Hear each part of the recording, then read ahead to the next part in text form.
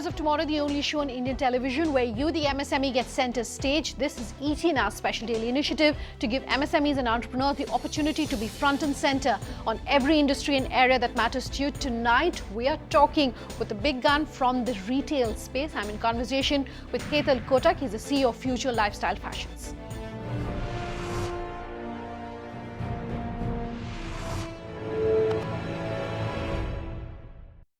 Hetal, thank you very much for speaking with us here on Leaders of Tomorrow.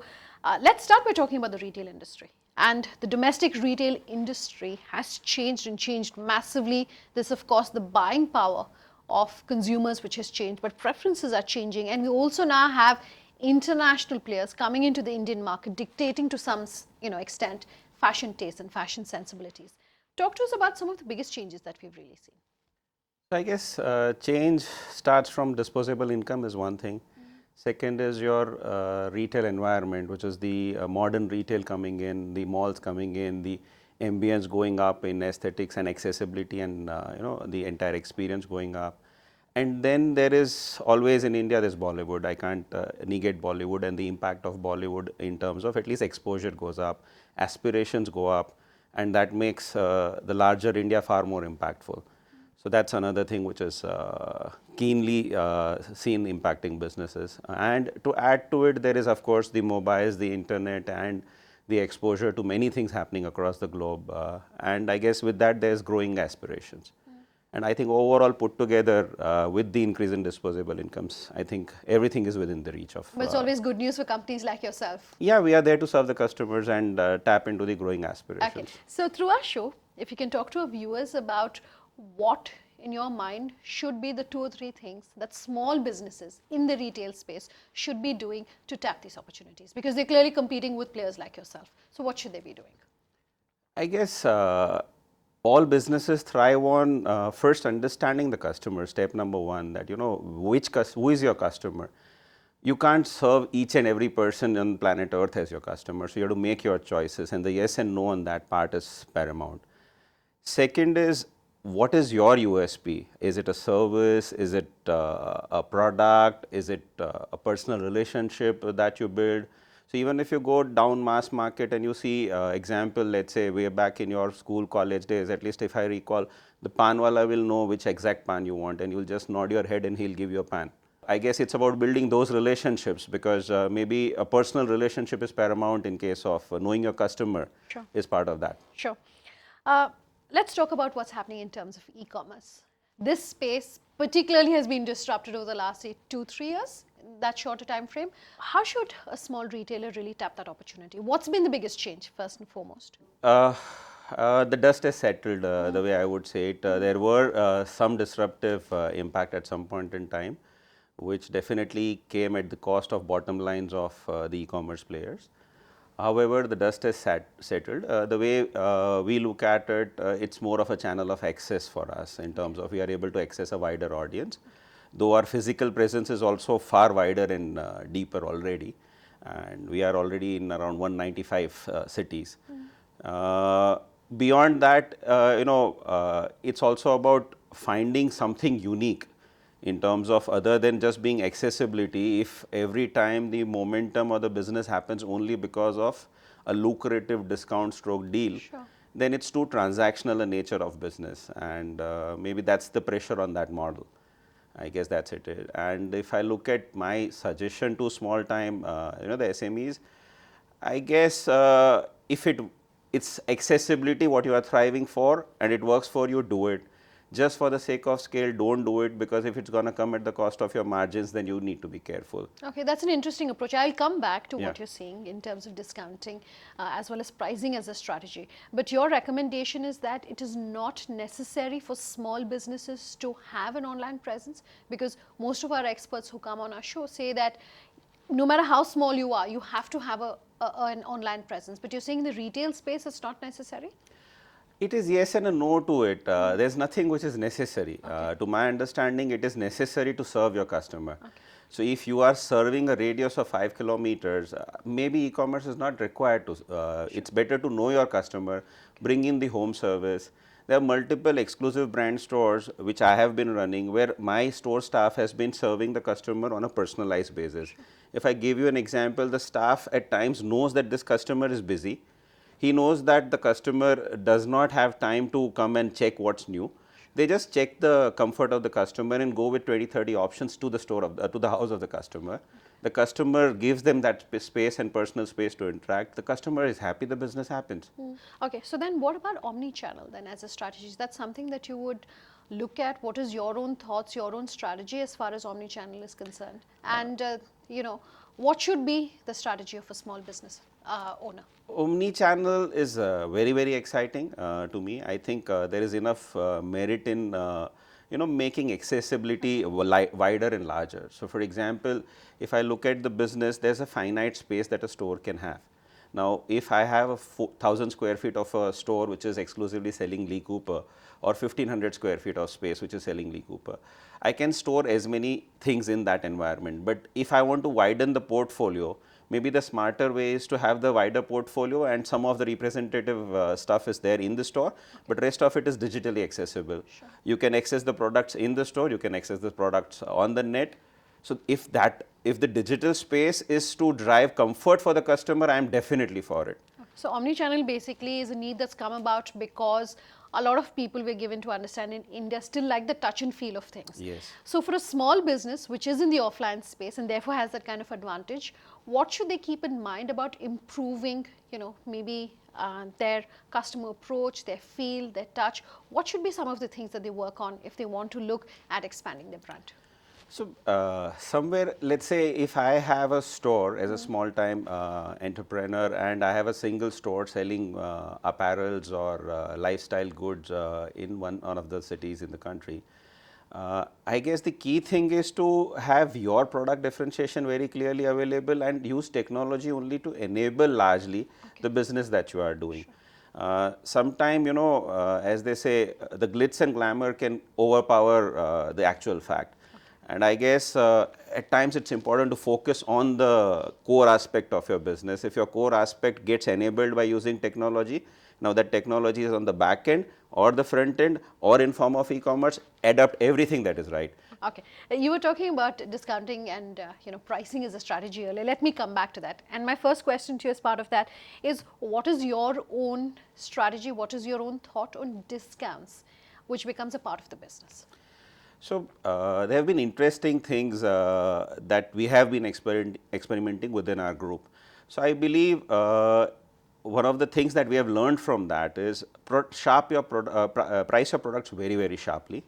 Okay. So, make an honest proposition to the customer, because what has happened with this excessive discounting is there is also a possibility of the consumers deferring their purchases till the time there is a discount coming in.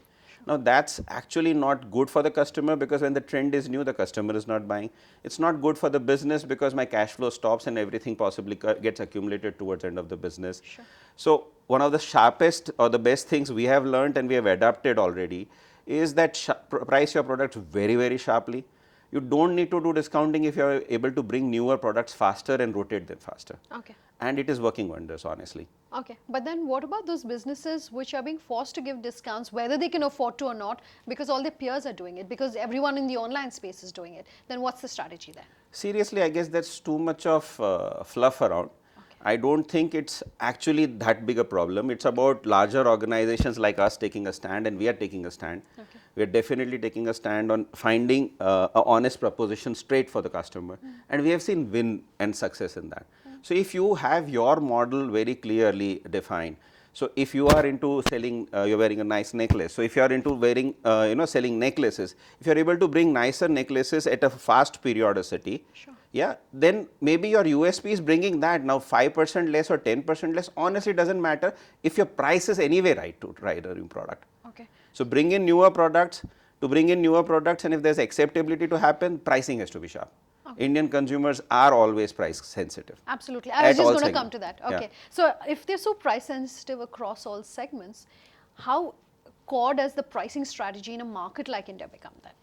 For each aspect, sensitivity is just relative. Yeah, so a customer who is purchasing a luxury vehicle is also price sensitive. I stick to the idea of a sharp and direct proposition to the customer, and we have seen it work wonders. We tested in couple of stores.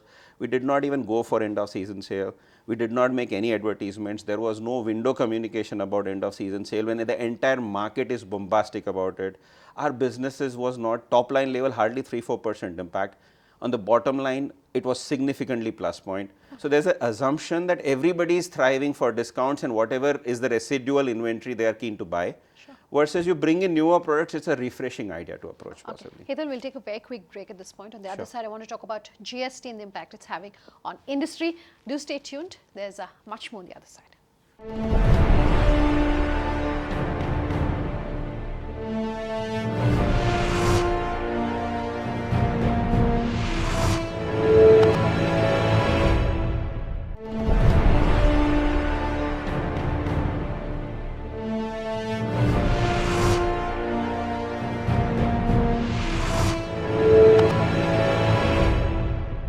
Welcome back. You're with us here on Leaders of Tomorrow, and tonight we have a big voice in the retail space talking about how the market has been changing. Hetal, just before we hit the break, we were talking about pricing and discounts as a strategy.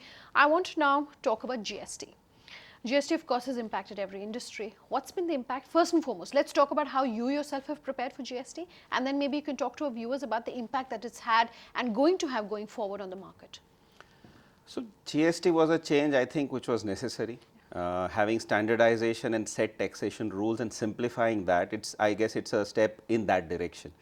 And for us as an organization, since it was known to us, we were definitely prepared for it. Okay. So as an organization, adapting to that process and going live on day one, we were successful in doing that. Okay. So I guess that's about us as an But now that a lot of the small businesses have been brought into the GST net, or will necessarily now have to be a part of the GST net, it's not being seen so favorably by your small businesses, and there's still a little bit of concern and panic about the impact that it's going to have. Your views on that? Any large scale change is going to create discomfort. Okay. So I guess it's about us giving the process time and genuinely making an attempt to adapt the processes and whatever goes into making it successful.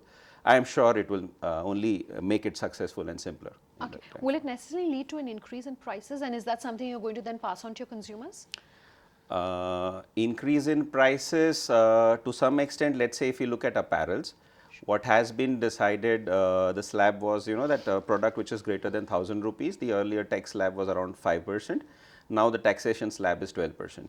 However, we are continuously working with the back end where we are taking the products from our manufacturers, and we are trying to see if we can get the benefits of the input credit which they are getting, so that we don't end up passing on any cost impacts onto the customer. So as of now, we have decided not to pass on any price increases to the customer. We're trying to see if we can manage it and then be true to the proposition of GST. Okay, fair enough. So GST on one hand, I also want to talk about Skill India. Yours is an industry that relies so heavily on the people that it hires because of that first point of contact, and to also ensure that you build a brand and you retain that brand image. How have you been able to manage hiring and, more importantly, training and retaining of that talent? I guess basics, sticking to basics. So if you are so maybe you can break it down for our viewers in terms of the 2 or 3 basic things that anyone in the retail industry should keep in mind. So first and foremost is train. So it may start with unlearn and learn. Yeah, so training is critical, training is ongoing. If you have a brand ethos, for your brand ethos, training starts with unlearning of whatever ethos the person has been groomed in the past about, and bringing in your own ethos in a visibility of the person, so that the person is able to embed those into the way he or she is approaching work. Sure. So that's one critical bit. Second critical bit is giving them the clear idea on the short term vision, even if there's that clearly defined for them within the small business that I handle on the Lee Cooper front. We have people across multiple shop and shop counters spread across the country, and we have seen engaging with them with content, with training, and periodically reviewing them, meeting them, hearing them out, because they bring the true voice of the customer directly back to us, Sure. and then enabling them through technology. But is training then at an individual level the only solution for small businesses? Because that's going to come at a cost. Is the industry doing anything to ensure that it has the relevant trained manpower which is coming into these businesses? Not that I'm aware of some schools which are doing it. There are smaller efforts definitely in that space, but I guess each business is doing training for their own staff. Okay, so Because there's no way out. You have to take on that you cost. have to train your staff based on what is that you want them to do for you, Sure. and how you want them to develop, how you want to develop their careers. So I guess it's a give and take, and hence it should be done independently. If there are institutions which come up, I am sure that should also be good enough. Okay. The retail space in India is expanding with the presence of a lot of international companies which are coming in, and also domestic companies are growing to a really large size. In this scenario, do you foresee a lot of consolidation where small businesses probably are being forced to consolidate into bigger businesses? What's your own view on how the market is going to unfold? So look, being a British origin brand, Lee Cooper, birth 1908, it's been around more than 100 years. It's present in more than 100 countries. Now, what it brings to table is the know-how and the heritage of being true to jeanswear as a product category, and bringing the true blue to the customer. I guess that's the proposition. Now, what has happened is international brands like us and many others which have come over, they are bringing a lot of exposure of newer things which are happening across the globe. And now what happens in Barcelona, or what happens in London, or what happens in Milan is happening probably at the same time in most cases in India itself. So it's Mumbai, Delhi, Bangalore, everywhere it's happening at the same time. Okay. Now that is an exciting thing to happen for the customer. In terms of SMEs, I guess there is always business available for everybody to grow. Okay. So for example, there are franchisee stores which we open, there are regional stores which we open, and through that we partner with multiple businesses. Sure. Then there are businesses which are doing multi-brand stores, and they also have their USP. So eventually it's largely focusing on what is your unique proposition for your customer. Is it one unique proposition? Do you have more than one unique proposition? And are you able to deliver on that? Sure. So businesses are there. Earlier it was always talked about that when your big box retail comes in, and the smaller people are going to feel. But I guess both have coexisted happily for a long, long while now. Okay, and you think that there's going to be no change then in the market? There, you cannot say there will be no change. There will always be change. People who will evolve will definitely thrive. Okay.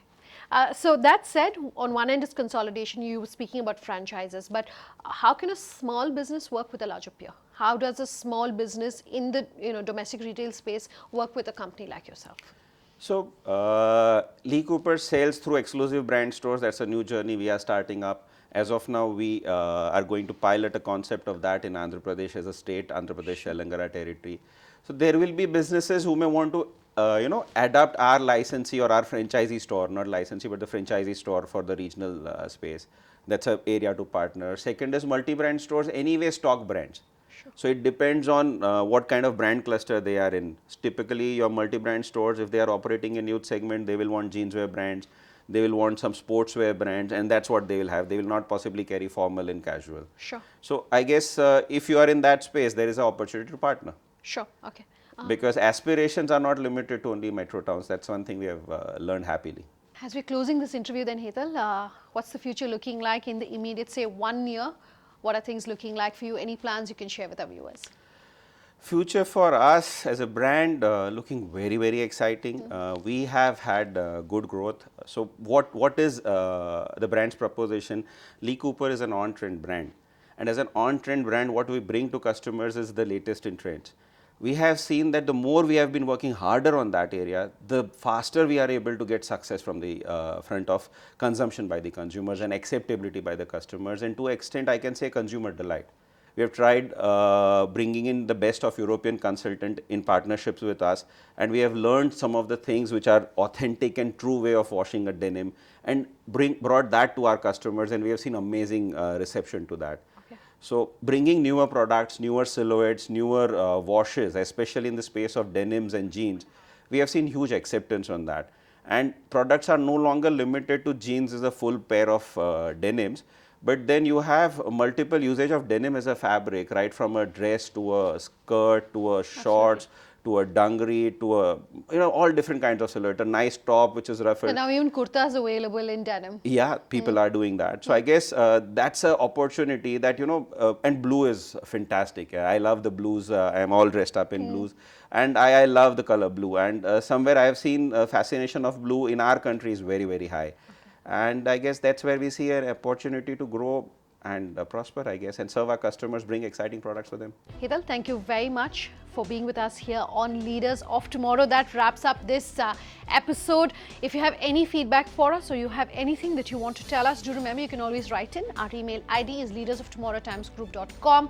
On social media, tweet at me, it's Nanda_J or LOT_ET now. You can also reach us on our Facebook page, Leaders of Tomorrow on ET now, or you can call us on that number you see on your screen. We love hearing from you. Thanks very much for watching. Have a good night.